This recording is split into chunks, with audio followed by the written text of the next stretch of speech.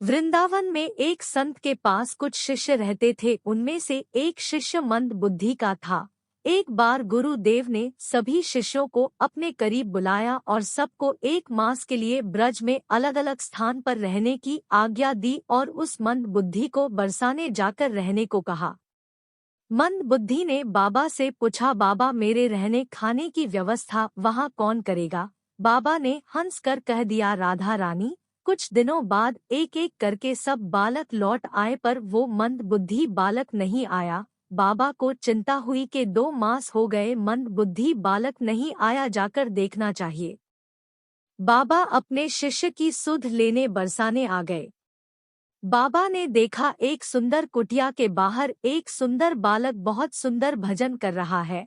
बाबा ने सोचा क्यों ना इन्हीं से पूछा जाए। बाबा जैसे ही उनके करीब गए वो उठकर बाबा के चरणों में गिर गया और बोला, आप आ गए गुरुदेव।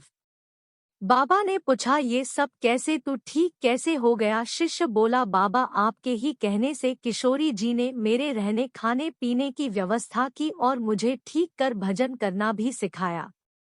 बाबा अपने शिष्य पर बरसती किशोरी जी की कृपा को देख खूब प्रसन्न हुए और मन ही मन सोचने लगे, मेरे कारण मेरी किशोरी जी को कितना कष्ट हुआ।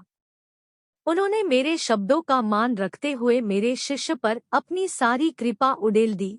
इसलिए कहते हैं, गुरु की बात को गिरधारी भी नहीं टाल सकते।